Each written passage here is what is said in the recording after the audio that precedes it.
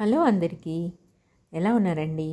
ఈరోజైతే ఇంకొక మంచి బ్రేక్ఫాస్ట్ రెసిపీతో మేము ముందుకు వచ్చాను. ఈరోజైతే నేను దోశ తర్వాత ఆలూ కర్రీ ఎలా చేయాలో చూపిస్తున్నాను. అంటే నా స్టైల్, అందరూ చేస్తారు, కొద్దిగా డిఫరెన్స్ ఉంటాయి కదా. సో ఎలా చేస్తానో చూడండి. సో ఫస్ట్ అయితే ఒక ప్యాన్లో ఆవాలు వేసుకొని ఆనియన్స్, పచ్చిమిర్చి, శనగపప్పు వేసి ఫ్రై చేసుకుంటున్నాను. సో ఆనియన్స్ కొద్దిగా మెత్తపడాలన్నమాట. అప్పుడప్పుడు మిక్స్ చేస్తూ మధ్యలో ఒక పక్కనైతే దోసపిండి రెడీగా చేసి పెట్టుకున్నాను. ఇంకో పక్క పొటాటో కూడా ఉడికించి స్మాష్ చేసి పెట్టుకున్నాను.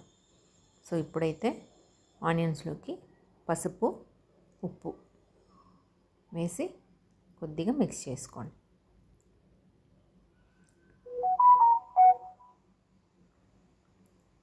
సో నేనైతే పొటాటోతో పాటు బఠానీలు కూడా వేస్తానన్నమాట. చాలా బాగుంటుంది టేస్టీగా.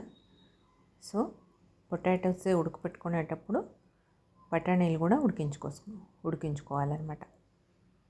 సో పొటాటో ఫ్రై అయితే రెడీ అయిపోయింది. ఇప్పుడు దోశలు వేసుకుంటున్నాను. ఇది మంచి tiffin box, lunch box recipe అన్నమాట.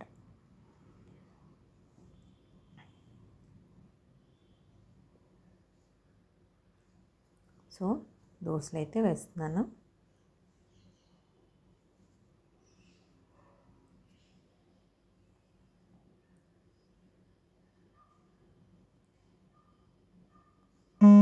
దోశ వేసి రెడీ చేశాను అనమాట. చూడండి, ఇది మా లంచ్ బాక్స్. సబ్స్క్రైబ్ చేసుకోండి.